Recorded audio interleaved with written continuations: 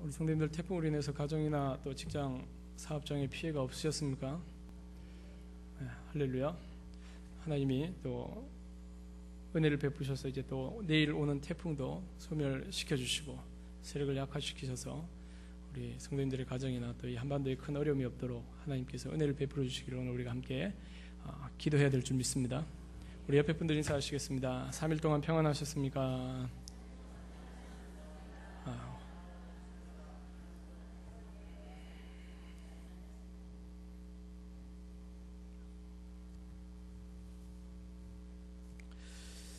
어느 취업과 관련된 인터넷 연구조사기관에서 조사한 결과에 따르면 회사 내에 왕따가 존재하고 있습니까? 라고 하는 질문에 82.4%가 바로 회사 내에 왕따가 있다고 하는 대답을 했다고 합니다. 여러분, 왕따가 무엇인지 아십니까? 왕따를 다 안 당해보셔서 잘 모르실 거거든요. 다 사이가 좋으셔서 뭐 학교로 타자면 요즘 학생들 누구는 친한데 어떤 한 아이가 좀 약해 보인다든지 아니면 뭔가 못마땅해 보이면 그 아이를 어떻게 하는 거라고요? 따로 이렇게 무시해버리는 거죠. 그래서 같이 놀지도 않고 그 아이를 막 괴롭히고 하는 것이 바로 이 왕따입니다. 얼마 전 여의도 한복판에서 한 30대 남성 직장인이 자신과 함께 일했던 동료 직원들, 자기의 동료들을 향해서 무차별적으로 칼을 휘둘렀습니다. 그래서 그 가운데 같이 직장생활을 했던 동료가 칼에 찔리게 되고 또 재차 찌르고 또 이렇게 막 흉기를 휘두르면서 주변에 큰 위협을 주었던 이런 엄청난 충격적인 이런 사건이 여의도에서 있었습니다. 소위 묻지마 범죄라고 하는 이 범죄들이 사실은 이제 우리나라보다는 일본에서 많이 일어났었죠. 일본에서 도쿄 그 중심 한복판에서 칼을 휘둘러서 7명이 목숨을 잃는 그런 사건도 몇 해 전에 있었고요. 또 미국 같은 데는 총기를 사용할 수 있지 않습니까? 총을 소지할 수 있기 때문에 이 총을 무차별적으로 학교에 들어가서 난사해서 17명씩 이렇게 총에 맞아서 목숨을 잃는 그런 묻지마 범죄, 뭐 특별한 이유도 없습니다. 그냥 자신 안에 있는 이런 잠재된 분노라든지 이런 억압하고 있던 그런 감정들을 절제하지 못해서 사회적으로 이렇게 분출하는 것이 잘못된 방향으로 표출되다 보니까 이런 범죄로 이어지는 그런 일들이 많이 일어나고 있다는 것이죠. 문제는 오늘 우리나라도 이제는 예외가 아니라는 것입니다. 최근 연이어서 이런 묻지마 범죄들이 우리나라에서 계속 일어나고 있는 것을 우리는 뉴스를 통해서 볼 수 있습니다. 많은 분들이 불안과 두려움에 떨면서 이렇게 거리를 잘 못 나가겠다 하기도 하고요. 지나가다가 어떻게 맞을지 모르니까요. 우리 성도님들 오시면서 그런 걱정 안 해보셨습니까? 네, 역시 하나님 은혜로 살아가시는 분들이 그런 걱정 안 하고 오늘 가서 은혜 받아야지, 가서 오늘 기도해야지 이런 마음을 가지고 오니까 그죠? 별로 그런 두려움이 안 들 수도 있습니다. 근데 세상 사람들은 그렇지 않습니다. 하나님을 믿지 않고 하나님 은혜로 살아가는 것에 대해서 잘 모르시는 분들은 모든 것이 다 불안합니다. 집 앞에도 못 나갑니다. 물건 하나 사러 가지도 못하고 사람을 못 만납니다. 왜? 불안하니까요. 하나님 믿는 우리는 어디든지 갈 수 있습니다. 할렐루야. 그래서 참 은혜로 살아가고 있다는 것이 얼마나 기쁜 일인지 모릅니다.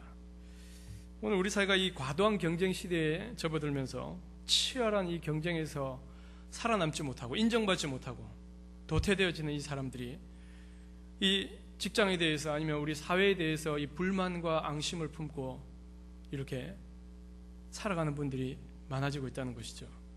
심지어 피를 나눈 이 가족들 관계에서도 이 대화가 안 되어가지고 아빠가 집을 나가고 엄마가 집을 뛰쳐나갑니다.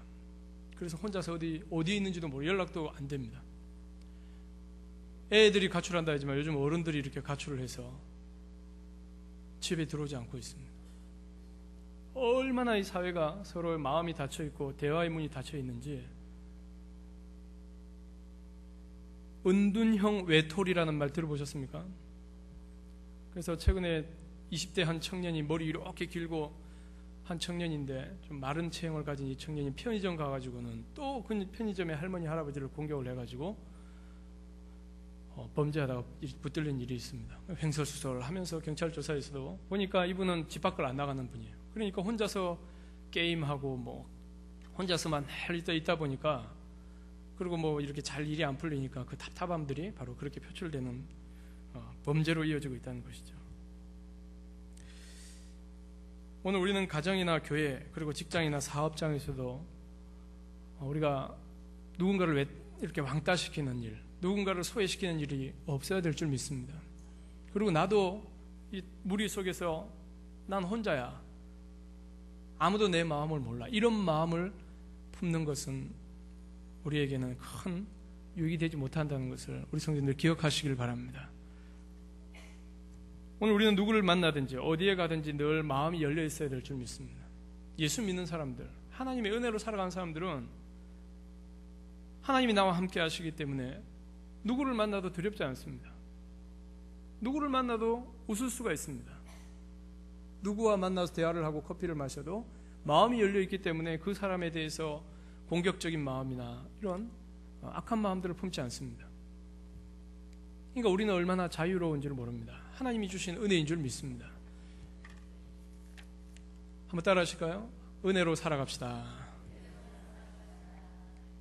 오늘처럼 갈등과 분열이 심하고 다툼과 싸움이 극심한 이 세상을 건강한 마음, 건강한 정신, 건강한 몸으로 우리가 살아갈 수 있는 비결은 하나님의 은혜밖에 없는 줄 믿습니다. 사회적으로 이 문제를 해결하려고 해도 도저히 어디서부터 어떻게 해결해야 될지 사회학자들이나 또 교육학자들이 답을 찾지 못하는 것입니다. 오늘 본문에 이 야고보서에 보시면 야고보는 초대교회 당시뿐만 아니라 오늘 이 시대를 살아가는 우리 성도들을 향해서 하나님의 은혜로 살아가라 하는 것을 사실은 권면하고 있습니다. 그래서 오늘 본문 이 4장 1절에서 10절까지의 주제는 한 문장으로 이야기를 드리자고 한다면 은혜로 살아가는 사람들입니다. 세상과 벗대지 말고, 어디와 벗대지 말고요? 세상과 벗대지 말고. 그렇다고 해서 우리가 세상을 완전히 등지고 살 수는 없지 않습니까? 우리는 직장 생활도 해야 되고 사업도 해야 됩니다. 세상에 여러 사람들도 만나야 됩니다. 그러나 우리는 우리 마음에 그들이 진정한 우리의 벗이 될 수는 없습니다. 우리는 살아가는 동안에 그분들과 관계를 맺고 좋은 만남들을 이루어가야겠지만은 궁극적으로 우리의 영원한 친구 되시는 분은 하나님이시다. 그리고 주 안에서 만난 우리 성도들, 가족들, 형제 자매들이 우리의 진정한 벗이라는 것을 우리 성도들 기억하시면서 살아가야 될 줄 믿습니다. 오늘 본문에 이 야고보서의 1절에서 4장 1절에서 10절까지 야고보는 크게 이 본문을 두 단락으로 나누어서 오늘 과연 이처럼 사회가 분열하고 갈등하고 하는 이 원인이 어디에서 나오는가를 바로 1절부터 4절까지 말씀해서 이야기를 하고 있습니다. 그리고 이제 후반절 6절 이후에 가서는 7절부터는 그렇다면 오늘 이 다툼과 이 분열, 갈등, 싸움의 원인을 아는 우리 성도들이 어떻게 이런 것들을 극복하고 하나님의 은혜로 살아가야 할 수 있을까? 그 방법들을 오늘 자세하게 오늘 이 야고보서 4장에서 말씀하고 있습니다. 이 말씀에 하나님의 크신 은혜가 함께 하시기를 주님의 이름으로 축원합니다. 우리 성도님들 한번 야고보서 4장 1절을 같이 한번 읽어보시겠습니다. 여기 뒤에 PPT 뜨니까요. 같이 한번 읽어보실까요? 야고보서 4장 1절입니다. 너희 중에 싸움이 어디로부터, 다툼이 어디로부터 나느냐? 너희 지체 중에서 싸우는 정욕으로부터 나는 것이 아니냐? 여기 싸움이라고 하는 이 말은 지속적인 분쟁을 이야기하는 겁니다. 헬라어 단어 원어로 보면은 이 싸움이란 단어는 계속 싸우는 겁니다. 싸우는데 큰 싸움을 이야기합니다. 그래서 나라와 나라 간에, 민족과 민족 간에 싸우는, 최근에 그 시리아라고 하는 나라에서 지금 분쟁이 일어나서 하루에 한 300명, 400명씩 이렇게 죽어나가는 그 뉴스가 우리 이렇게 보도되고 있습니다. 그러니까 오늘 국가와 국가 간에도 끊임없이 싸우는 민족이 있습니다. 저 팔레스타인 중동 지방에는 계속 분쟁을 하는 겁니다. 사실 우리나라도 오늘날 보십시오. 독도 문제라든지 아니면 북한과의 이 남북 관계에 있어서 항상 이런 다툼의 요소들, 싸움의 요소들이 잠재되어 있지 않습니까? 그러니까 우리가 사는 세상은 어느 곳에도 이 다툼과 싸움이 없는 곳은 없다는 것이죠.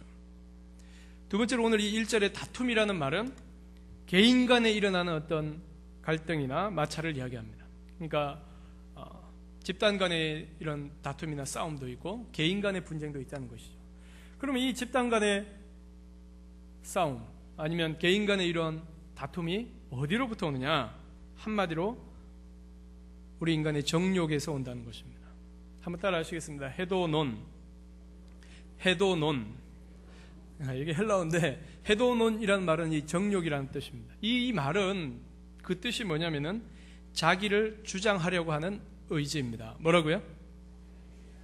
자기를 주장하려고 하는 의지가 바로 이 정욕이라는 겁니다. 각 사람의 마음속에 내재된 자기를 주장하고자 하는 의지. 그런데 이것은 다시 말씀드리면 이기적인 쾌락을 추구하는 욕심을 이야기하는 겁니다. 우리 사람에게는 뭐가 있느냐? 각각 다 자신의 주장하는 바가 있다는 겁니다. 특히 자신을 만족시키려고 그러고 자신의 어떤 그 주장을 관철시키려고 하는 그런 의지가 우리 인간의 각 마음속에 다 내재되어 있다는 것이죠. 그럼 다툼은 언제 일어나느냐? 이 의지와 이 의지가 충돌이 날 때 다툼이 일어나는 겁니다. 그래서 나는 커피를 마셔야 되겠다. 근데 상대방은 나는 커피를 못 마시니까 차를 마셔야 되겠다. 그럼 서로 양보하면은 오늘은 커피 둘이 마시고, 그죠? 오늘은 한 사람이 양보해서 이렇게 마시고 다음은 저렇게 마시면 문제가 없지 않습니까? 다툼이 일어나지 않는데 서로 자기 걸 마시겠다 그러면 이제 이 사람과는 관계가 단절되는 거예요. 다툼이 일어나게 되고 싸움이 일어나게 되는 거예요. 어떤 사람이 당나귀를 사려고 시장에를 갔습니다. 근데 때마침 그 시장에 가니까 당나귀를 팔려고 한 사람이 나와 있는 겁니다. 야, 그래서 잘 됐다 싶어가지고 이 당나귀 얼마에 팔 겁니까? 물어보고는 얼마에 판다고. 그러니까 이 당나귀를 이 사람이 샀습니다. 그래서 자기는 당나귀 사러 갔다가 가자마자 당나귀 파는 사람 만났으니까 너무 기분이 좋아가지고 그 당나귀를 이끌고 이제 집으로 가려고 하는데 그날따라 햇볕이 너무 세게 내려지니까 너무 뜨거우니까 날씨가 더우니까 좀 쉬어가야겠다 생각하고 당나귀를 세워놓고는 그 당나귀 그늘 밑에 누워서 잠깐 눈 좀 붙이고 가려고 그 그늘 밑에서요 이렇게 쉬려고 딱 하는데 갑자기 옆에 누가 오는 겁니다. 그래서 누군가 봤더니 아까 그 당나귀 팔았던 처음 주인이 와가지고는 날씨 덥다고 여기 좀 누웠다 그래 이러는 거예요. 그래서 아니 당신 여기 왜 오냐고 비좁은데 여기 빨리 오지 말고 여기 나가라고 저리 가라고 이렇게 하면서 화를 확 냈습니다. 응? 내 당나귀 당신 나한테 당나귀 팔아서 내가 지금 여기 이제 쉬려고 하는데 왜 오냐고. 근데 그 처음 당나귀 주인이 뭐라 그러냐면은 난 당신에게 당나귀는 팔았지만 당나귀 그늘은 내가 안 팔았어. 그늘은 내 것이니까 난 누워야 되겠어. 나가려면 당신이 가시오. 말도 안 되는 소리를 하고 있네 이 사람. 당나귀 팔 때 당나귀가 주는 그 그늘도 내 거지 왜 당신 거냐고. 이렇게 싸움이 시작돼서 둘이서 그냥 멱살을 잡고 땀을 뻘뻘 흘려가면서 몇 시간을 붙들고 그냥 아웅당하면서 싸웠네요. 어떤 일이 일어났을까요?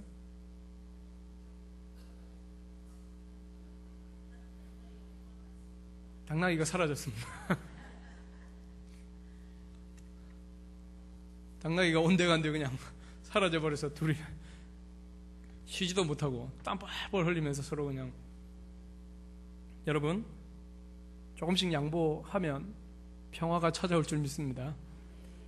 아무 문제가 없이 갈 수 있는 문제들을 자기 주장 내세우니까 이게 다툼이 되고 싸움이 되어서 간단하게 끝날 문제를 굉장히 복잡하고 어렵게 길게 고통을 당하면서 이 문제를 풀어가는 일들이 우리 주변에 있습니다. 제발 우리 성도님들, 저와 우리 성도님들은 그런 일이 없기를 주님의 이름으로 부탁을 드립니다.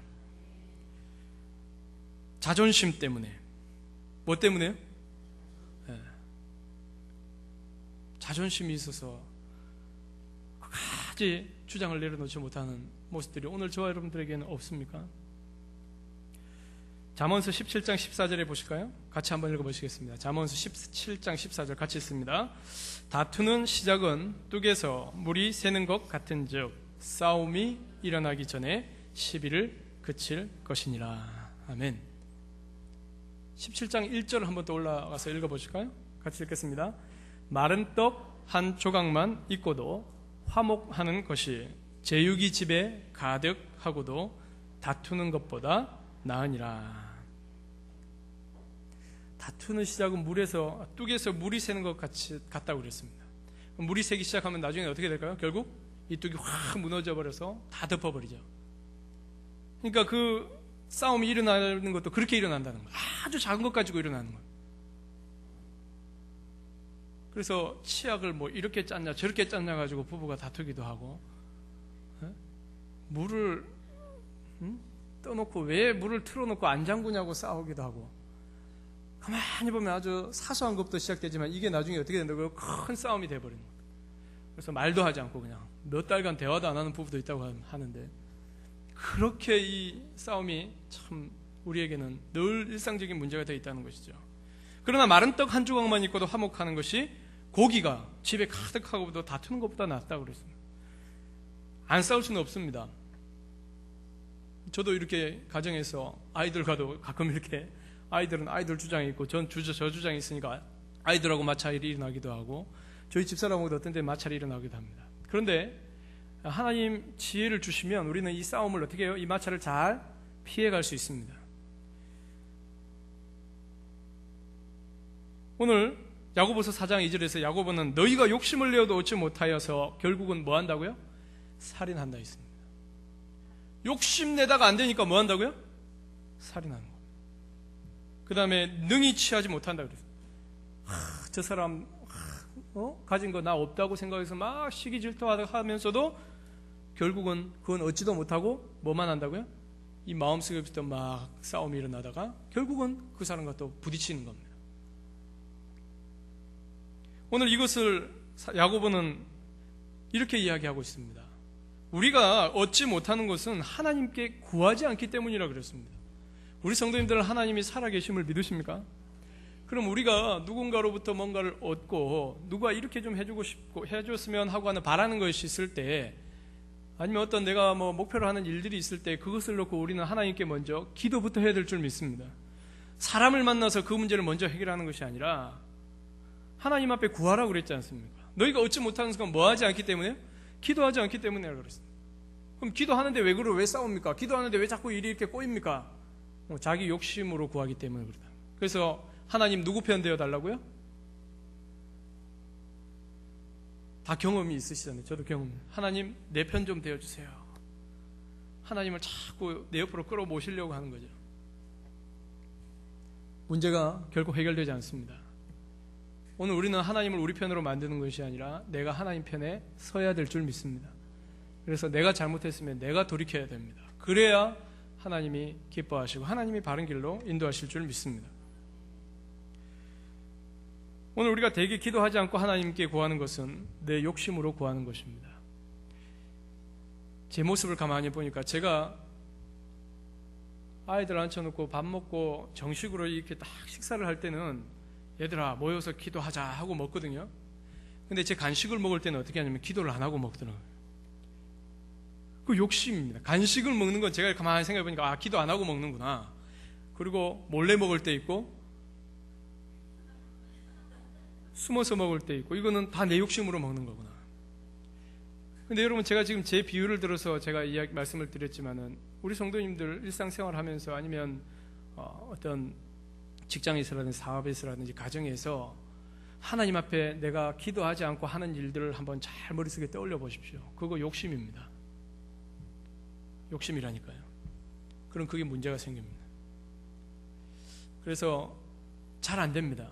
그러나 오늘 하나님께 은혜를 구하고 하나님 도우심을 구하면 오늘 우리는 욕심도 물리칠 수 있는 그런 힘과 능력을 공급받게 될 줄 믿습니다. 우리 성도님들, 오늘 본문에 4절에 보시면 4절을 같이 한번 또 읽어보실까요? 4절 같이 읽습니다. 큰 소리로 같이 읽겠습니다. 가늠한 여인들아, 세상과 벗된 것이 하나님과 원수됨을 알지 못하느냐. 그런즉 누구든지 세상과 보시되고자 하는 자는 스스로 하나님과 원수가 되는 것이라. 세상은 하나님 뜻대로 살라고 말하지 않습니다. 세상은 너희 힘으로 살아라고 이야기합니다. 네가 사는 인생 네 거니까 네 힘으로 살아라고 이야기합니다. 네가 열심히 일해서 돈 벌고 열심히 일해서 많이 가지고 많이 누리라고 이야기하는 것이 바로 세상입니다.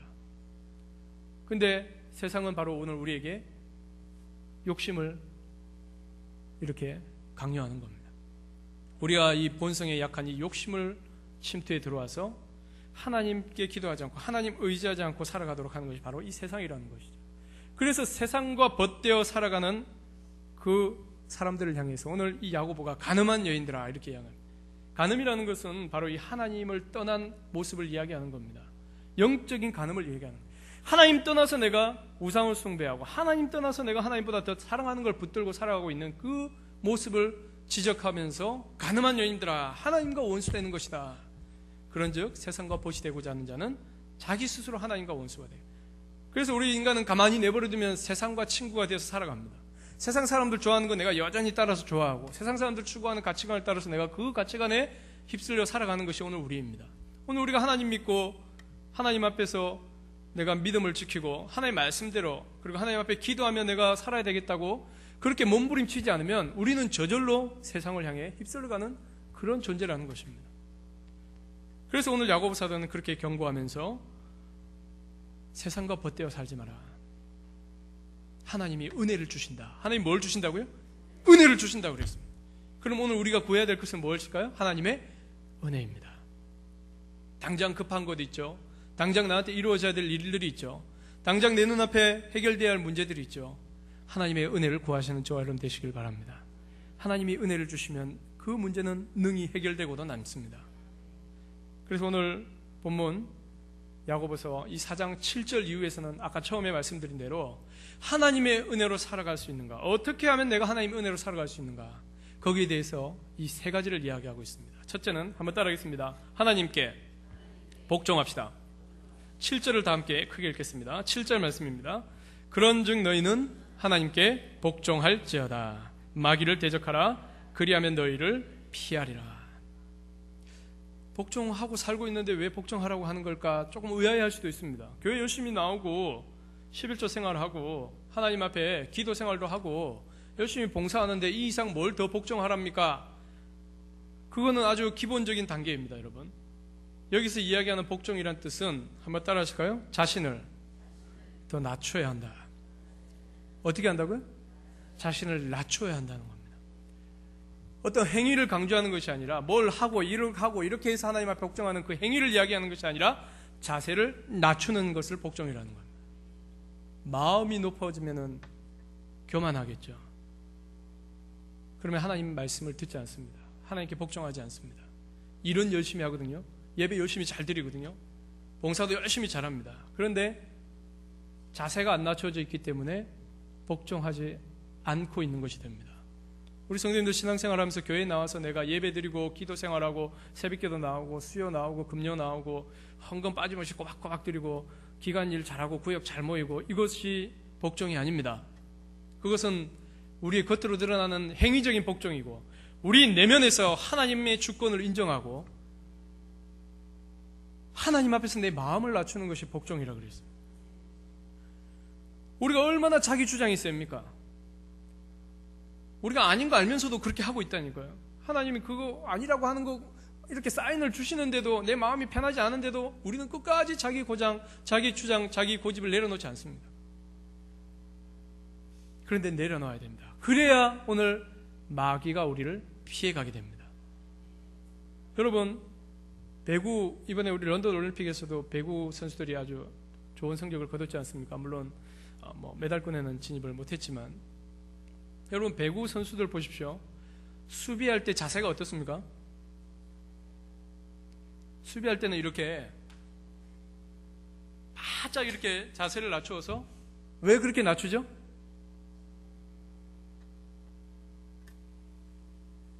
서브를 넣어서 상대편이 이제 공격권이 넘어가서 공격을 해오잖아요. 공격을 해오는데 뻣뻣하게 서서 공을 받는다고 생각해 보십시오. 그럼 자기가 공을 받을 수 있는 반경은 어떻게 되죠? 이것밖에 안 되는 겁니다. 근데 자세를 낮추게 되면은 공을 받을 수 있는 그 반경이 넓어집니다. 탁구를 치는 탁구 선수들 잘 보십시오. 공을 이렇게 탁구를 치면서 주고받을 때에도 상대편이 공격 스매싱이 들어올 때는 수비를 할 때 낮춰서 받게 되면은 훨씬 공을 받을 수 있는 확률이 높아지고 방어하기가 쉬워집니다. 그런데 뻣뻣하게 서서 고개 뻗치 세우고 허리 세우고 탁구 공을 채를 가지고 받아보려고 해보십시오. 못 받는 겁니다. 악한 마귀가 우리 성도들을 공격할 때 우리의 자세가 뻣뻣하면 우리는 그대로 게임에 지는 겁니다. 그대로 세트를 내줘야 되는 겁니다. 그런데 오늘 우리 성도님들 자세를 낮추고 마귀의 공격을 팍팍 받아내 보십시오. 그래서 오늘 본문에 하나님께 복종하라. 그건 자세를 낮추는 건데 마귀를 대적할 수 있다고 그랬습니다. 마귀가 어떻게 한다고요? 너희를 피해갈 것이다. 오, 잘 받아치는데, 오. 그래서 마귀가 게임 끝이 되는 거예요. 우리가 그냥 3세트 다 이기는 겁니다. 할렐루야.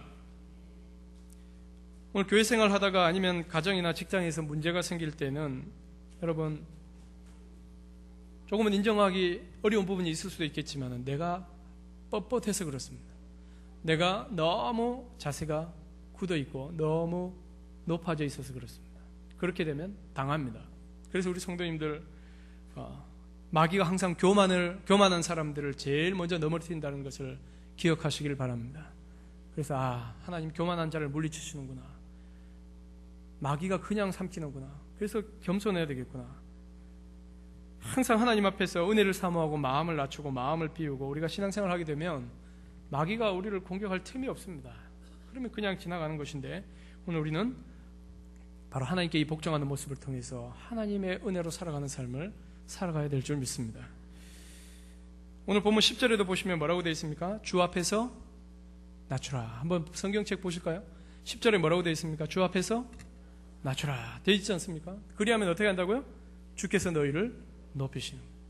내가 한 일이 옳고 정당하고 아무리 맞다고 해도 그거 하나님이 아시잖아요. 그러면 하나님이 때가 되면은 높여주시는 겁니다. 때가 되면 내가 생각하고 내가 주장했던 것들이 맞다는 것을 하나님이 보여줄 때가 반드시 온다는 겁니다. 그러면 우리는 가정에서나 교회에서 어떤 문제를 놓고 다투고 싸울 일이 없습니다. 하나님의 은혜를 구하고 때를 기다리면 하나님이 그 문제에 간섭하시는 겁니다. 두 번째로 따라 하시겠습니다. 하나님을 가까이 합시다. 본문 8절 말씀 같이 한번 읽어보실까요? 8절입니다. 같이 읽습니다. 시작. 하나님을 가까이 하라. 그리하면 너희를 가까이 하시리라. 죄인들아 손을 깨끗이 하라. 두 마음을 품은 자들아 마음을 성결하게 하라. 여러분, 하나님을 가까이 한다는 것은 무슨 말일까요? 교회 열심히 나오고 아까 제가 말씀드린 대로 예배 잘 드리고 모든 생활에 이렇게 흔들림이 없으면 하나님 가까이 하는 것 맞습니다. 그건 분명히 맞습니다.